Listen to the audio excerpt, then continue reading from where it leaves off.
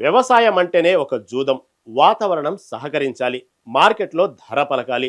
గడిచిన కొన్ని దశాబ్దాలుగా మన రైతులు కేవలం వరి, పత్తి, మిర్చి లాంటి వాణిజ్య పంటల చుట్టూనే తిరిగారు.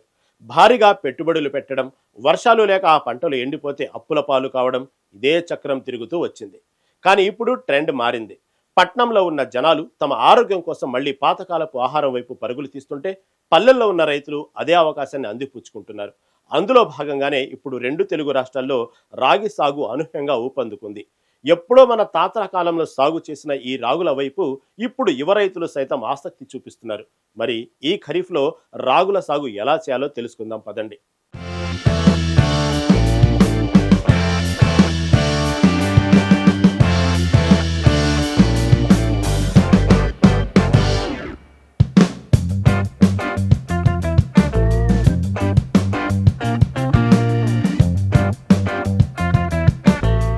కాలం మారుతోంది.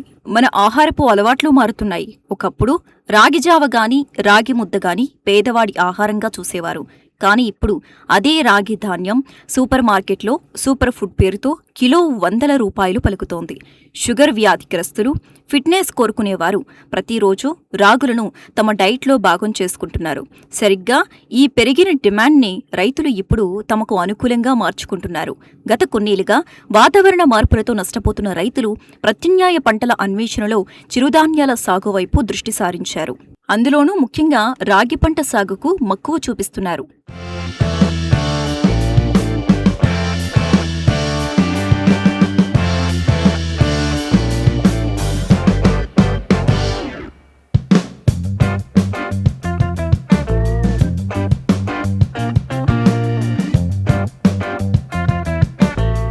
రైతులు రాగి సాగు వైపు అడుగులు వేయటానికి అతిపెద్ద కారణం ఇది జీరో రిస్క్ వంట కావటం. వరి పంట పండించాలంటే ఎకరానికి లక్షల లీటర్ల నీరు అవసరం. కరెంటు పోయినా, వర్షం పడకపోయినా పంట ఎండిపోతోంది. కానీ రాగి పంటకు ఆ బెంగలేదు. వర్షాభావ పరిస్థితులను, కరువును సైతం తట్టుకుని నిలబడే గొప్ప శక్తి రాగులకు ఉంది. కేవలం 2-3 తడులు నీరు అందినా అద్భుతమైన దిగుబడి చేతికొస్తోంది. నేల స్వభావం ఏదైనా సరే, ఇసుక నేలలైనా, ఎర్ర నేలలైనా ఇట్టే మొలకెత్తుతుంది. దీనివల్ల వాతావరణం ఎలా ఉన్నా రైతుకు దిగుబడి గ్యారంటీ అనే భరోసా దొరుకుతుంది.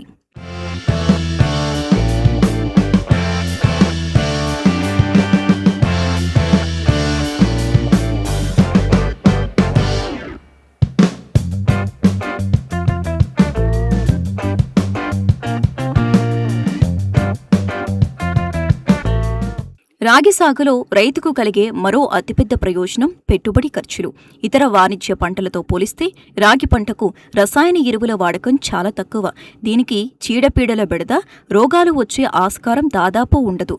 కాబట్టి పురుగుమందుల కోసం వేలకు వేలు తగలేయాల్సిన పనిలేదు. కేవలం పశువుల పేడ, సహజ సిద్ధమైన సేంద్రియ ఎరువులతో ఎంతో ఆరోగ్యకరంగా పంటను పండించవచ్చు. పెట్టుబడి సగానికి పైగా తగ్గటంతో వచ్చే దిగుబడిలో సింహభాగం రైతు జేబులోనే మిగులుతుంది.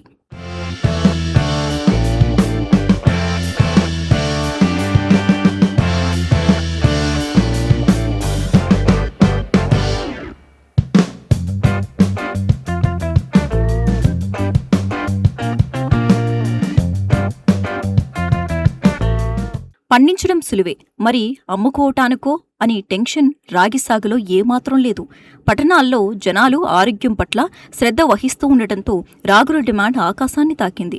దీనికి తోడు కేంద్ర రాష్ట్ర ప్రభుత్వాలు కూడా శ్రీ అన్న లాంటి పథకాల ద్వారా చిరుధాన్యాల సాగును భారీగా ప్రోత్సహిస్తున్నాయి. ప్రభుత్వాలు కనీస మద్దతు ధర కూడా ఆశాజనకంగా ఇస్తుండటంతో మార్కెట్లో దళారుల బెడద లేకుండా రైతులు నేరుగా తమ పంటను అమ్ముకుని మంచి లాభాలు గడిస్తున్నారు.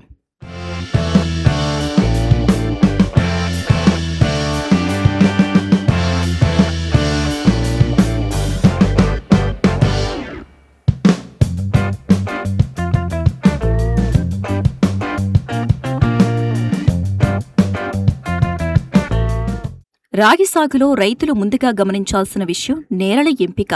నీరు నిలవని, మురుగునీరు పోయే సదుపాయం ఉన్న ఎర్ర గరప నేలలు, తేలికపాటి ఇసుక నేలలు, బంకమట్టి నేలలు రాగి సాగుకు చాలా అనుకూలం.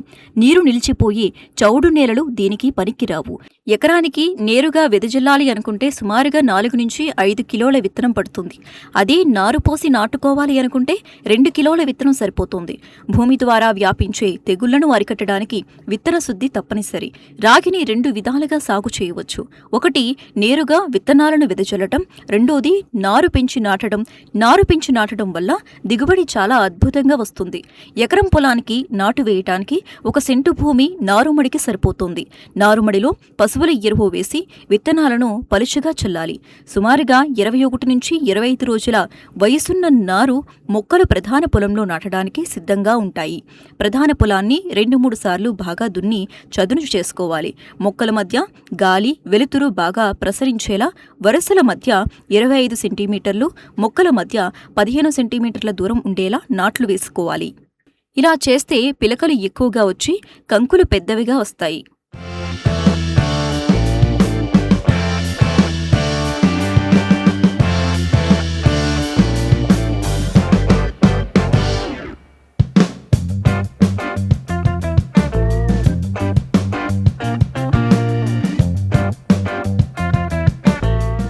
రాగి పంటకు ఎరువుల ఖర్చు చాలా తక్కువ.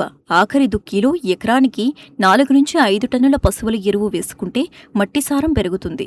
రాగి కరువును తట్టుకునే పంటే అయినా దిగుబడి పెరగాలంటే కీలక దశలో నీరు అవసరం. ముఖ్యంగా మొక్క పిలకలు వేసే దశలో, పూత దశలో, గింజ పాలు పోసుకునే దశలో నేలలో తేమ ఉండేలా చూసుకోవాలి. వర్షాలు లేకుంటే 10 నుంచి 12 రోజులకు ఒకసారి తడి అందించాలి. పంట నాటిన మొదటి 30 రోజులు కలుపు లేకుండా చూసుకోవటం అత్యంత కీలకం. మొదటి నెలలో 2 సార్లు అంతర కృషి చేసి కలుపు తీసేస్తే ఆ తర్వాత పంట త్వరగా ఎదిగి కలుపును అణిచివేస్తోంది. రాగికి ప్రధానంగా వచ్చే శత్రువు అగ్గి తెగులు. ఆకులు, కంకులపై మచ్చలు ఏర్పడతాయి. ఇది గమనించిన వెంటనే రైతులు వ్యవసాయ అధికారుల సూచనలతో సస్యరక్షణ చర్యలు చేపట్టాలి. అలాగే కాండం తొలుచు పురుగు నివారణకు వేప నూనె పిచికారీ చేయటం ఉత్తమం.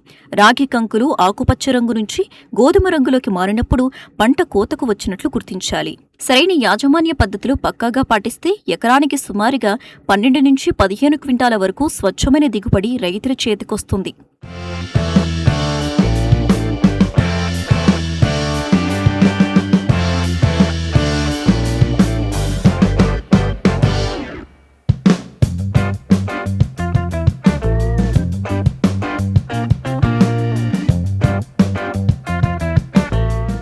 భూమి నమ్ముకున్న రైతు ఎప్పుడూ నష్టపోకూడదు. అంటే వాతావరణానికి మరియు మార్కెట్ డిమాండ్కు తగ్గట్టుగా పంటను మార్చటం చాలా అవసరం.